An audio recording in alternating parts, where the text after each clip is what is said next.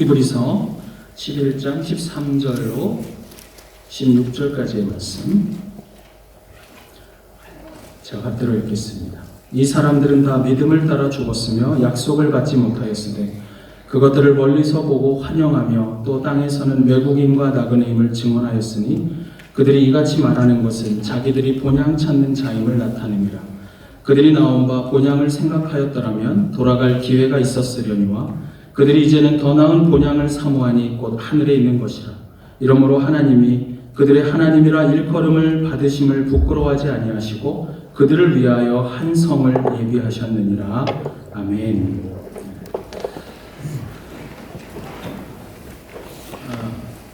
죽기 전에 꼭 해야 할 일 혹은 꼭 하고 싶은 것들이라고 해서 버킷 리스트를 요즘 사람들이 많이 만들고 있습니다. 자기들이 꼭 하고 싶은 것. 그 가운데 보면 그 버킷리스트에 자주 오르는 게 있는데 뭐가 있냐면 산티아고 순례길을 걷고 싶다 하는 사람들이 있습니다. 산티아고 순례길은 어디냐면 스페인에 있는 산티아고 순례길을 흉내낸 게 한국의 제주도에서 만든 올레길입니다. 그래가지고 요즘에 한국에 가면 길이라는 길은 하여튼 다 만들어놨어요. 강변에 산에다가 하여튼 다 깔아놨는데 그거 다 그 흉내낸 겁니다. 근데 이 산티아고 순례길이 어떻게 시작됐냐 하면 여러분 산티아고라고 하는 말은 우리가 잘 아는 예수님의 제자 가운데 야고보가 있죠. 야고보를 스페인어로 산티아고라고 합니다. 그러니까 세인트 제임스 영어로 하면 그죠? 근데 여기서는 산티아고라고 합니다. 야고보는 전설에 의하면 정확히 알 수가 없습니다. 그러나 전설에 의하면 야고보는 복음을 전하다가 스페인까지 갔다고 합니다. 그리고 복음을 전하는 그 스페인에서 이베리아 반도에서 복음을 전하다가 그가 그곳에서 죽음을 당했다고 이야기해 줍니다. 그래서 그의 유해가 있는 곳이 어디냐 하면 산티아고 데 콤포스텔라라고 하는 마을의 한 성당에 그를 기념해서 예배당을 만들고 거기에 유해가 있습니다. 그래서 중세시대 때에는 자신의 집에서부터 이 야고보의 유해가 있는 곳까지 그의 복음을 전했던 것과 그의 죽음을 기념하기 위해서 사람들이 자신의 집에서부터 이 유해가 있는 산티아고 데 콤포스텔라라고 하는 마을까지 걸어갔습니다. 그 길을 가던 것을 기념해서 만들어진 게 오늘날 산티아고 순례길입니다. 중요한 것은 사람들이 그곳을 오를 때마다 이 길이 굉장히 길거든요. 한 800km 됩니다. 짧은 길이 아니고요. 30일 이상을 걸어가야 됩니다. 근데 요즘 사람들은 그 길을 못 걸으니까 잠깐 걷고 차 타고 끝에 가요. 여러분 그렇게 걸은 거 의미가 없어요. 몇 해 전에 한국의 서영은이라고 하는 작가가 김동리 씨의 세 번째 와이프, 그가 자기는 그저 김동리의 세 번째 와이프로 살았는데 나는 어떤 존재인가 하는 고민 가운데 그가 산티아고 순례길을 걷게 됩니다. 그리고 그것을 걷다가 거기서 예수님을 만납니다. 그 길에서. 그리고 그는 거기서 성령님이 자신과 함께하는 것을 고백합니다. 그 책이 노란 화살표를 따라 길을 갔다라고 하는 책입니다. 한국에서 몇 해 전에 굉장히 큰 베스트셀러가 됐습니다. 그 책 때문에 사람들은 더 많이 그곳을 갑니다. 사람들은 산티아고 순례길을 가면서 어떤 사람은 자신의 그런 방황과 인생의 정체성을 찾고 싶어서 그 길을 오르기도 합니다. 어떤 사람은 너무 열심히 달린 나의 인생이 무엇이었을까? 잠시 쉼을 얻고자, 잠시 평안을 찾고자 야고보를 생각하며 그 길을 걷습니다. 길가에 있는 나무와 사람들을 만나면서 6월이 되거나 5월이 되면 산티아고 길을 가는 그 마을마다 축제가 열리거든요. 그 길에 축제를 함께하며 사람들은 자신을 확인하기 시작합니다. 나는 어떤 존재인가? 조개 모양을 따라서 걸어갑니다. 그것이 가는 길의 방향입니다. 사람들은 그 길을 걸으면서 알게 됩니다. 인생은 방향이 중요하다는 것을. 인생은 목적지가 있어야 한다는 것을. 어떤 이유인지 모르지만 그곳에 왔던 많은 사람들은 그 길을 걸으면서 800km에 30일이 넘는 동안 걸음을 걸으면서 한 가지 동일한 정체성을 갖습니다. 그것은 이것입니다. 나는 산티아고를 향해 가고 있는 순례자다. 나는 나그네다. 내가 가는 목적은 달랐지만 나의 목적지는 한 곳, 산티아고 데 콤포스텔라. 그곳을 향해 가고 있는 나는 여행자고 나그네고 교회적으로 이야기하면 순례자다. 16세기에 존 버년이라는 목사님이 우리의 시대를, 우리 그리스도인들을 향해서 이렇게 가르쳐 주었습니다. 그리스도인들은 순례자라고. 그는 철로역정, 필그림스 프로그레스라고 하는 책을 통해서 우리 그리스도인이 되는 그 순간, 예수님을 만난 그 다음부터 우리는 저 멀리 있는 천국의 도성, 하늘의 도성을 향해서 떠나가는 나그네 인생을 걷고 있다고 이야기해 줍니다. 그래서 그리스도인들은 순례자요 나그네이고 그리스도인들이 걷는 인생은 순례이며 여행길입니다. 오늘 본문에서도 또한 우리 그리스도인들을 가리켜서 이렇게 이야기합니다. 그리스도인들은 외국인과 나그네로 살기로 작정된 사람들. 우리가 잘 아는 영어에 보면 외국인, alien, foreigner, 그리고 나그네입니다. 결국 그곳에 정착할 마음이 없는 stranger, 이방인으로 살아가는 것입니다. 우리 그리스도인들이 이방인으로 이 땅에서 살아갑니다. 왜냐하면 우리의 본향은 이곳이 아니기 때문입니다. 오늘 본문은 가르쳐 줍니다. 16절에 더 나은 본향을 사모하니 곧 어디에 있는 거예요? 하늘에 있는 것이라. 우리는 이 땅을 살지만 우리의 홈랜드, 우리의 고향은 저 천국에 있는 것입니다. 우리의 시민권을 그래서 사도 바울은 하늘에 있다고 이야기했습니다. 우리는 결국 그곳을 향해 가는 잠시 나온 순례자들입니다. 그렇다면 우리의 인생이, 여러분 여행 가보셨어요? 긴 여행 3박 4일 말고 여러분 열흘 이상 15일 이상 여행하면 사람들의 마음에 한 가지 소망이 생깁니다. 집에 가고 싶다. 한 2주만 딱 여행 가면 돼요, 여러분. 한 열흘부터는요, 본성이 나오기 시작하고요. 그래서 선교 여행을 저는 열흘 이상은 안 짭니다. 8일 만에 돌아오게 만듭니다. 왜냐하면 열흘 동안 있으면 싸워요. 저 인간이 원래 저랬어, 막 이러면서 싸워요. 여러분, 딸과 가는 엄마도 맨날 싸워요, 여행길에. 산티아고 순례길을 가면 30일 동안 가야 돼요, 적어도. 그래서 둘이 싸우고 다시 화해하고 인생이 뭔지 고민하고 그러다가 자신을 찾는다, 그런 것이죠. 근데 중요한 건 이거예요. 여행자가 열흘 이상 다니다 보면 그곳이 아무리 아름다워도 집에 가고 싶은 마음이 생깁니다. 그런데 돌아갈 집이 없다. 그 말은 무엇인 줄 아세요? 방황하고 있다는 것입니다. 나는 갈 곳이 없어서 방황하는 사람. 그리스도인은 갈 곳이 없어서 방황하는 방랑자가 아닙니다. 우리에게는 우리의 집이 있습니다. 우리는 잠시 집에서 나온 여행자로 순례길을 가고 있지만 그러나 마침내 우리가 도달할 우리의 집, 홈랜드를 찾아가고 있는 우리는 순례자입니다. 그런데 인생을 살다 보면 우리는 이 땅에서 가끔 가다가 이 땅이 나의 집인 것처럼 착각하는 경우가 있습니다. 내 원래의 홈랜드를 떠나서 이곳에 머물려는 사람들, 여러분, 그래서 방황하는 것입니다.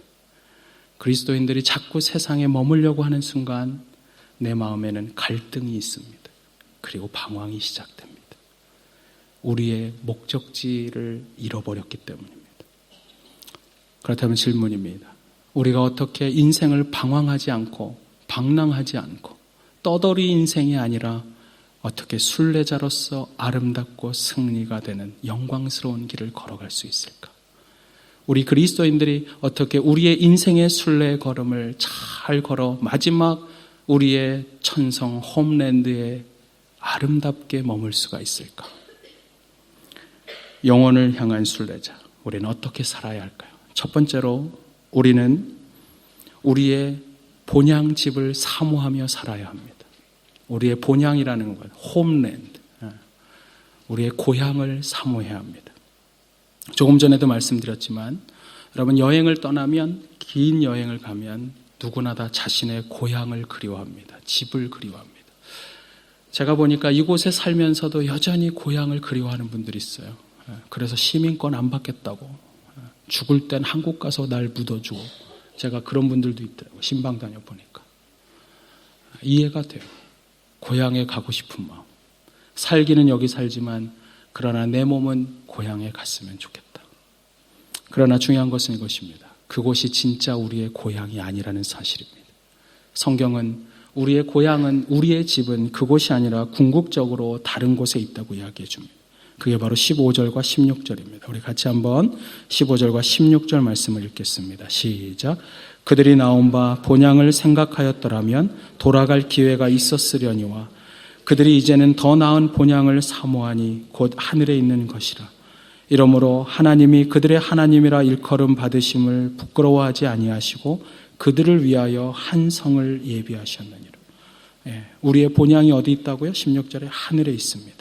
그런데 그 성을 하나님께서 우리를 위해서 예비하고 있다고 이야기해 줍니다. 우리가 사모하고 궁극적으로 가야 할 우리의 홈랜드, 우리의 집은 바로 저 하늘에 있는 천성입니다. 우리의 믿음의 선배들은 그것을 천국 혹은 하나님의 나라라고 불렀습니다. 우리가 천국을 사모해야 한다 이 말을 하면 가끔가다 그리스도인들을 향해서 비난하는 이들이 있어요. 뭘 비난하냐 하면 너무 그리스도인들은 천국만을 사모하다가 이 세상의 현실 도피적인 삶을 살고 있는 거 아니냐. 특별히 고생 많이 하는 인생들. 맨날 새벽마다 가서 기도하고 괴로우면 주님만 생각하고 자빠져 잘 때도 주님만 생각하다가 주님께로 확 가버렸으면 좋겠다. 나는 너네들을 보면 현실 도피적이라는 생각이 들어. 이런 분들이 있어요. 왜 그리스도인들은 천국만을 이야기하다가 이 땅에서의 삶은 아무것도 아닌 것처럼 그렇게 사냐? 저는 그 말에도 동의합니다. 그런 의미에서 우리가 전에도 제가 말씀드렸던 폴 마샬이라고 하는 분은 천국만이 내 집은 아닙니다. 이런 책을 쓰기도 했습니다. 그렇다면 천국이 무엇일까요? 여러분, 우리가 궁극적으로 가게 될 하나님의 나라, 그것에 대한 본질은 이것입니다. 하나님의 나라의 본질은 하나님의 통치입니다. 하나님의 다스리심입니다. 하나님의 다스리심이 경험되는 그곳이 하나님의 나라입니다. 우리가 천국에 가면 하나님과 함께 할 것입니다. 제가 전에도 말씀드렸죠. 천국이 황금길이 있어서 그곳이 천국이 아니에요. 그럼 여기다가도 황금길 깔면 돼요. 천국이 우리가 받을 상급이 있어서 천국이 아니라 천국은 나를 사모하고 나를 인도하시고 나를 붙잡으신 그 하나님과 함께 머무는 하나님의 통치가 있는 것. 그것이 천국입니다. 중요한 것은 그럼에도 불구하고 그 하나님의 통치를 우리는 이 땅을 살면서도 경험할 수가 있습니다. 우리가 그리스도인이 돼서 천국에 가는 것만이 목적이면 제일 중요한 기도 제목은 이것입니다. 빨리 죽게 해주세요.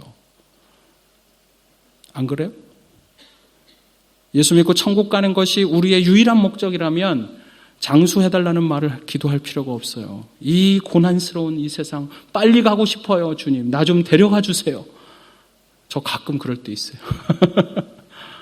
나를 왜 목사로 불러서 이렇게 피곤하게 하셨어요. 그냥 주님 빨리 그냥 다 데리고 가면 좋겠구만. 여러분 인생 살 때 그럴 때 있잖아요. 그게 바로 회피적이고 오히려 그것이 현실 도피적인 신앙입니다.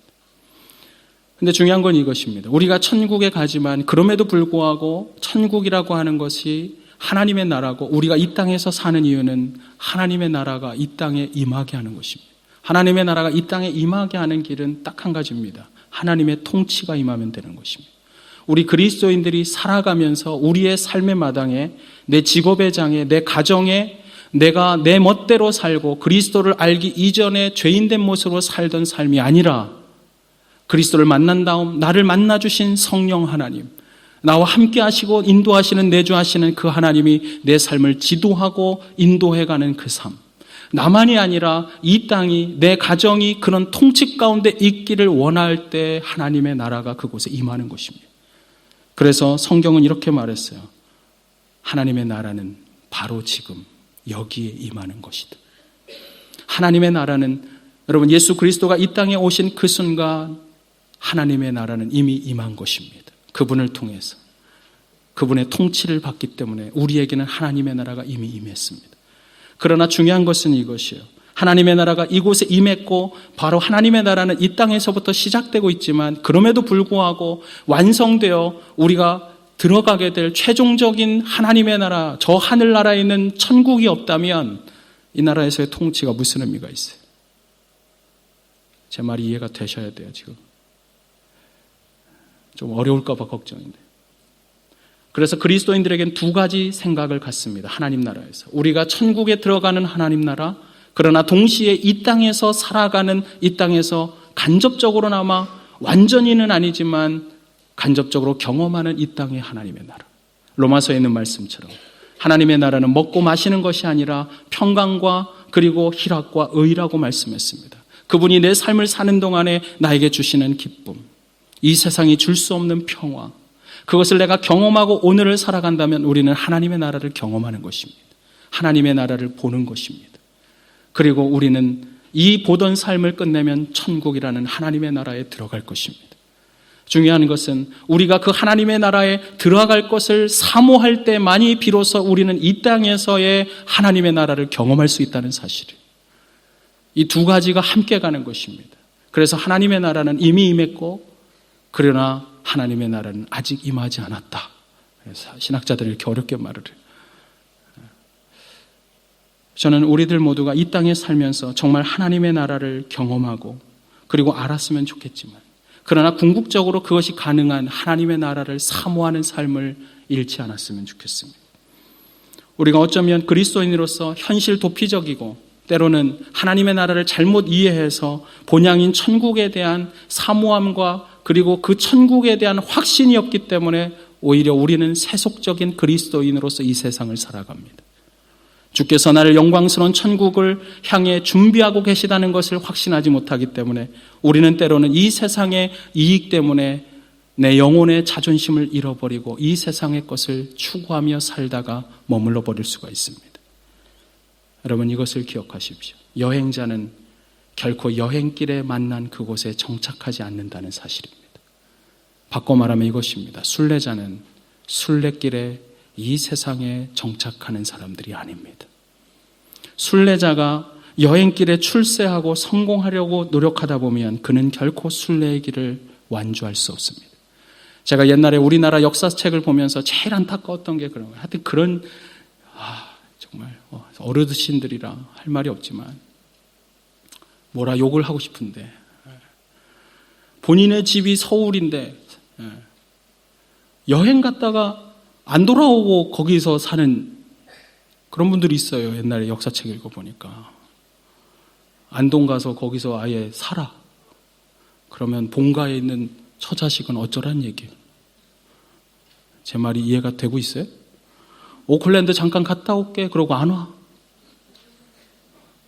여행 갔다 온데 놓고 오클랜드 공항이 너무 좋아. 나는 비행이 좋아. 비행 가장? 비행 청소년도 아니고. 그런 분들이 있어요. 네, 여러분, 우리가 그리스도인이면서 마치 그런 사람들처럼 살아가는 거예요. 우리는 잠시 이 땅에 나온 것입니다. 여러분, 우리가 어린 시절에 땅에다가 뭐예요, 갑자기? 땅 따먹기를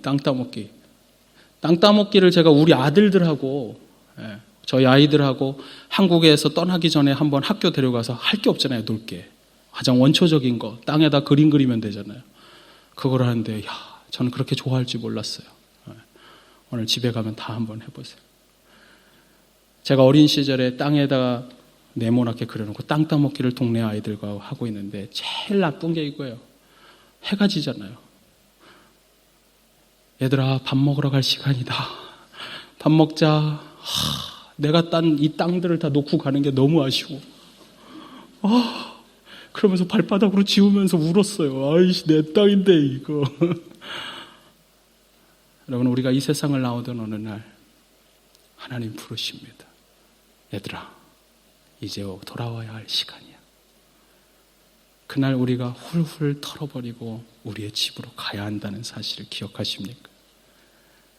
그런데 왜 겨우 땅바닥에 땅 따먹기 하듯 살아간 그 인생에 내 목숨을 걸고 살까요? 그 이유는 우리가 천국의 순례자라는 사실을 잃어버렸기 때문입니다. 간혹 우리는 이 땅에 살다가 이 땅의 사람이라고 착각을 해요. 그냥 우리는 땅 따먹기 하고 있을 뿐이에요. 그냥 주님이 부르시면 다 놓고 가는 겁니다. 근데 중요한 것은 이것입니다. 오늘 본문에 보면 이 믿음의 사람들이 그렇게 하나님의 부르심을 받고 떠나가는 그것을 위해서 13절에 이렇게 말합니다. 이 사람들은 다 믿음을 따라 죽었으며 약속을 받지 못하였으되.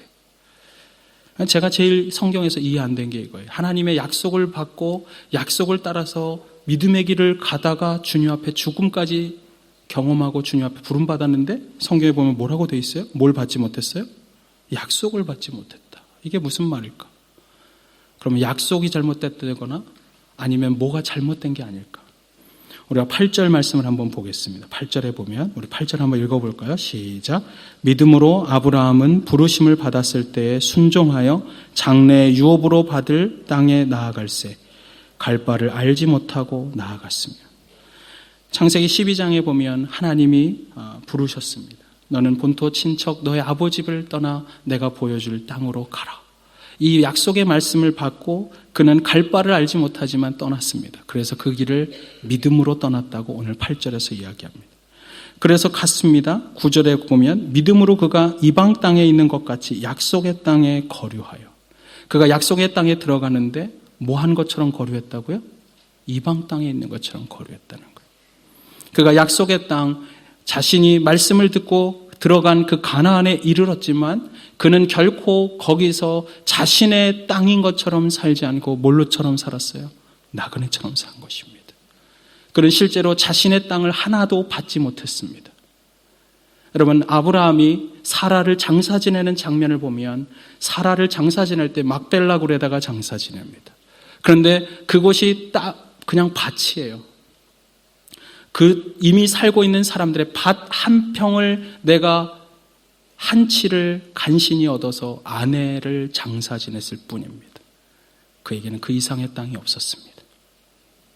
그런데 9절에 보면 이렇게 말해요. 그만이 아니라 동일한 약속을 유업으로 함께 받은 이삭 및 야곱과 더불어 장막에 거하였으니. 집을 짓고 살지 않았습니다. 텐트, 장막을 치고 자신의 집이 없어서 매번 유랑하는 인생. 그는 왜 이렇게 살았을까? 하나님이 땅을 주시지 않았는데 땅을 줄 것에 대한 그가 약속으로 떠나왔음에도 불구하고 땅을 주시지 않은 그 하나님을 여전히 신뢰할 수 있었던 그 믿음은 무엇인가?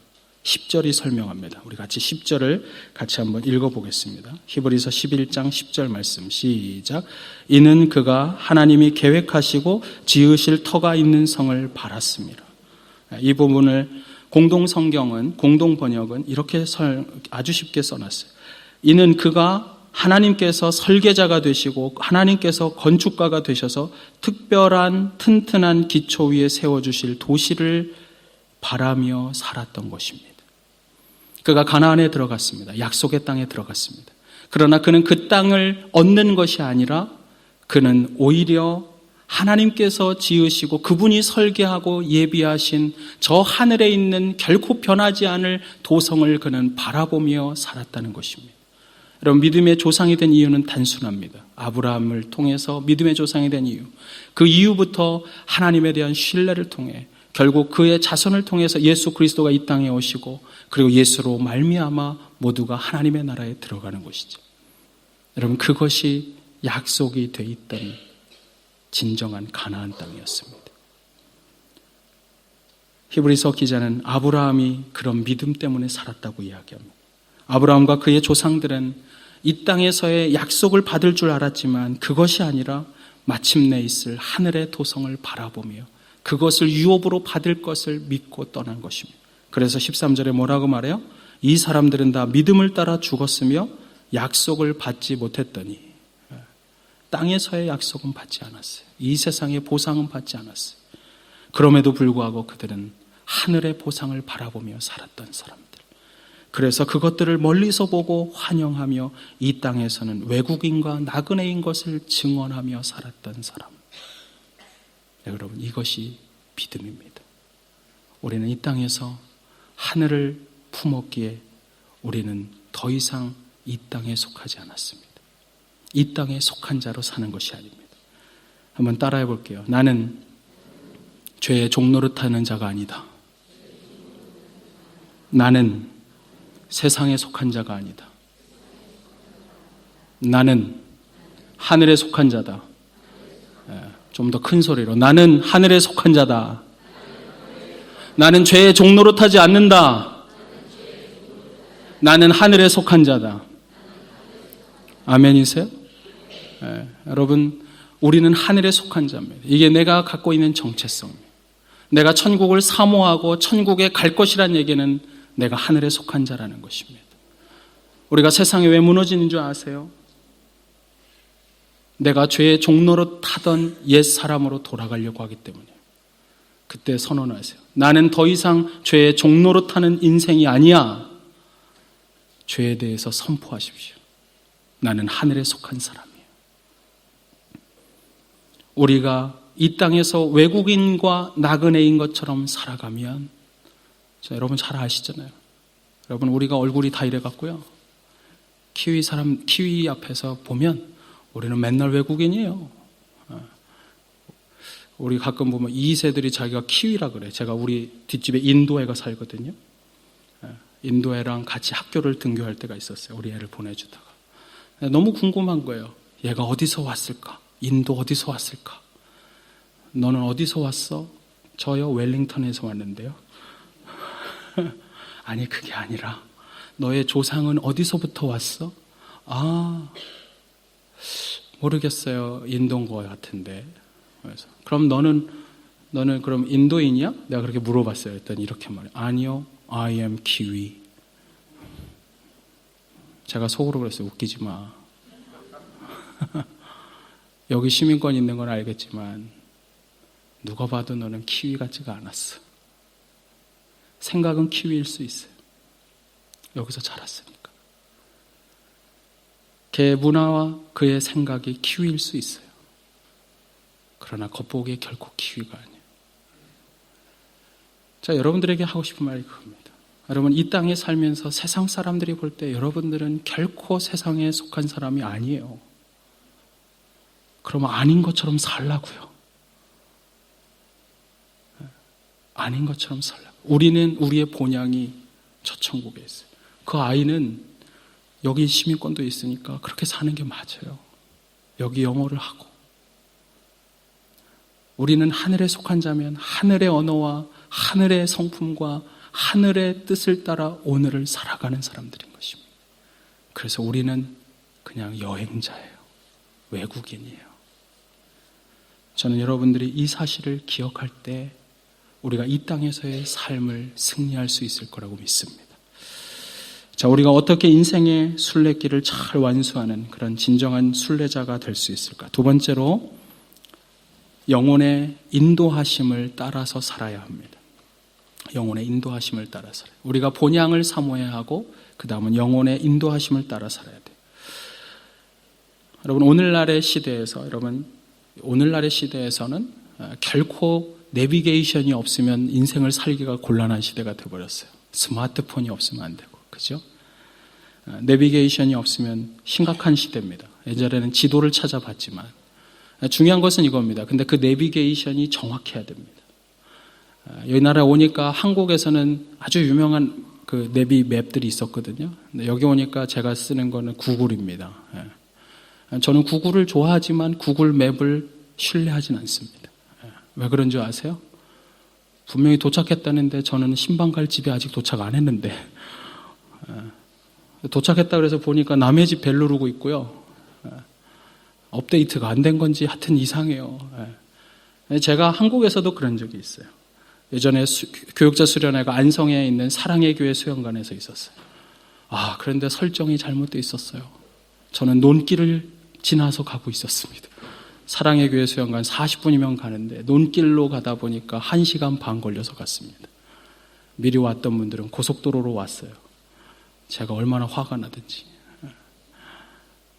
중요한 거는 내비게이션이 정확해야 돼요. 네, 여러분, 우리가 인생의 이 순례의 걸음, 이 땅에서의 순례의 걸음을 걷는데 우리 주님께서 우리의 이 순례길을 위해서 아주 정확하고 전혀 오류가 없는 내비게이션을 주셨다는 사실을 아십니까? 절대로 틀리지 않는 내비게이션. 절대로 틀리지 않는 영혼의 내비게이션. 그게 뭘까요? 그것은 하나님의 말씀입니다. 중요한 것은 이것입니다. 그 하나님의 말씀을 우리가 얼마나 신뢰하느냐의 문제입니다.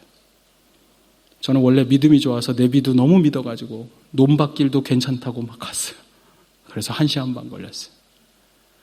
왜냐하면 믿지 않으면 내가 어떻게 가요? 그거를 따라서라도 가야지. 근데 여러분, 중요한 것은 우리가 인생에서 내 인생을 잘 인도해 가실 성경이라는 말씀을 주셨는데, 중요한 것은 뭐냐 하면 그 말씀을 내가 믿느냐 하는 것입니다. 여러분, 성경을 믿습니까? 성경이 내 인생에 정확하고 오류가 없는 나의 인생의 등불이 된다는 것을 믿습니까? 다윗은 이렇게 말했습니다. 이 말씀이 내 발의 등이요. 다윗이 말할 때 그 등이라고 하는 것은 발목에, 여러분 고고학에 의하면 발목에 차는 등불입니다. 발목에 여기에 찹니다. 불빛이 얼만큼 비쳐요? 내가 걸어갈 발만큼만 비쳐요. 요 앞에 1m, 2m도 안 비쳐요. 그런데 여호와의 말씀은 내 발의 등이에요. 다윗은 한 발짝 앞만 비추지만 그곳을 향해 가고 있었습니다.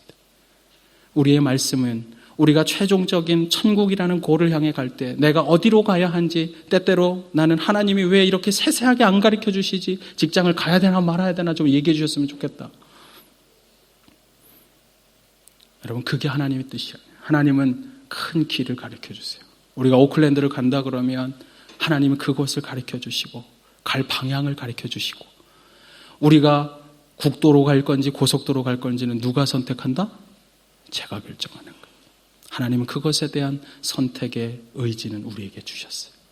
그러나 그 길에서 온전히 가기 위해 끊임없이 말씀을 붙잡고 따라가는 것입니다. 저는 여러분들이 그런 믿음이 있었으면 좋겠어요. 히브리서 11장은 그런 믿음을 가지고 인생의 순례의 걸음을 잘 간 사람들의 모음집이라고 말할 수가 있습니다. 그래서 아도 핑크라는 그 유명한 신학자는 이렇게 말을 했어요. 히브리서 11장은 명예의 전당이다. 믿음의 명예의 전당. 그들은 끊임없이 믿음을 가지고 떠나갔습니다. 히브리서 11장 8절, 아까 봤던 그 말씀을 보면 믿음으로 아브라함이 여러분 떠났습니다. 부르심을 받았을 때에 뒤에 가면 이렇게 써 있어요. 갈 바를 알지 못하고 떠났다. 그가 가는 약속의 땅을 알지 못했지만 그는 그곳을 떠나갑니다. 근데 떠나갈 때 창세기 12장 1절의 말씀을 듣고 너는 본토 친척 아비집을 떠나 내가 내게 지시할 땅으로 가라. 그렇게 떠났는데 4절에 보면 그가 도착했을 때 이렇게 말합니다. 아브라함이 말씀을 따라갔고. 아브라함이 무엇을 따라갔어요? 말씀을 따라갔어요. 말씀을 따라가는 것이 믿음으로 떠나는 것이라고 히브리서는 설명합니다. 로마서 10장 17절에 사도 바울은 이렇게 말했어요. 그러므로 믿음은 들음으로 나며 들음은 그리스도의 말씀이라.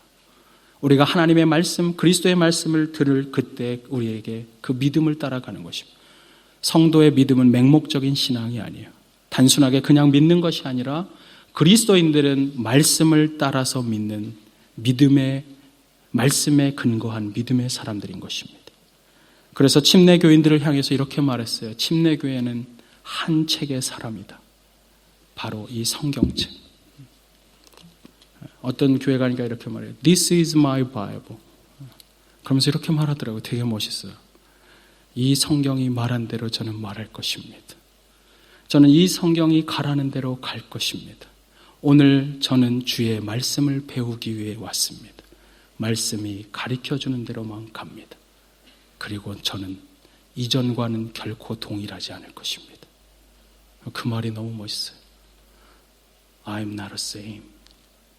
그러면서 never, never, never. 나는 결코 이전과 동일하지 않으리. 이 말씀대로 살아갑니다. 저는 여러분들이 말씀의 사람이었으면 좋겠어요. 말씀에 가르쳐주는 대로, 말씀에 비춰주는 대로만 가는 사람. 말씀을 따라서 가면 방황하지 않습니다. 중요한 건 여러분의 믿음입니다. 이 말씀을 믿는 그대로 여러분 믿음대로 될 것입니다. 그리고 믿음대로 여러분의 인생은 걸어갈 것입니다. 때로 인생의 길에서 견디기 어려운 시련이 있을 때 그것을 극복할 수 있었던 믿음의 선진들이 했던 것, 그것은 말씀을 따르는 삶. 그리고 그들은 자신이 나그네요 순례자인 것을 결코 잊지 않았습니다. 한번 다시 따라해 볼게요. 나는 순례자입니다. 나는 순례자입니다. 나는 그리스도인입니다. 여러분에게 누가 물어보면 당신은 누구냐고. 나는 순례자. 여러분 인생을 걸어가다가 내가 자꾸만 이 세상에 눈이 돌아가려고 할 때마다 이렇게 외치세요. 나는 순례자입니다, 주님. 나는 하늘에 속한 자입니다. 그러면 여러분 죄를 이길 수가 있습니다. 오늘 내가 세상적인 것에 부딪힐 때 한마디만 하십시오. 나는 나그네거든요, 하나님. 저를 인도해 주옵소서. 말씀의 내비게이션을 따라 그분의 길을 잘 갈 수 있는 것. 그게 중요한 거예요. 헨리 C. 모리슨이라고 하는 아프리카 선교사가 있었습니다. 그분이 19세기에 초반에 아프리카에서 사역을 하면서 40년의 세월을 보냈습니다. 그가 돌아오는 그 길에 배를 타고 미국으로 돌아오는데 자기의 고향을 향해 돌아오는 그 길에 하필이면 그 배에 대통령이 타고 있었습니다. 테오도르 루즈벨트 대통령이 아프리카의 한 나라를 순방하고 그리고 나서 코끼리 사냥을 해서 그것을 들고 오는 그 배에 같이 탔습니다. 배가 마침내 미국에 가까이 달아와서 뉴욕 항구에 입항을 하고 그리고 대통령이 배에서 내리려고 하는 순간에 레드카펫이 깔립니다. 군악대가 나와서 큰 소리로 환영을 해줍니다. 사람들이 환영의 함성을 질렀습니다.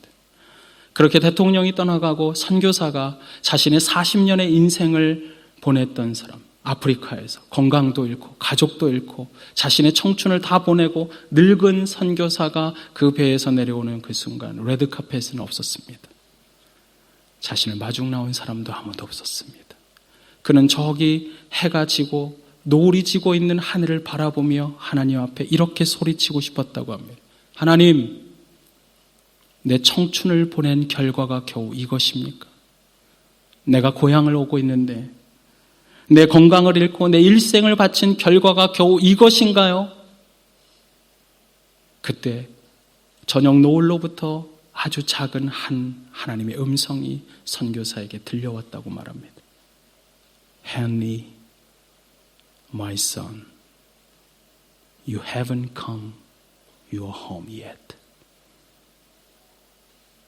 헨리, 내 사랑하는 아들아, 너는 아직 너의 고향에 오지 않았단다.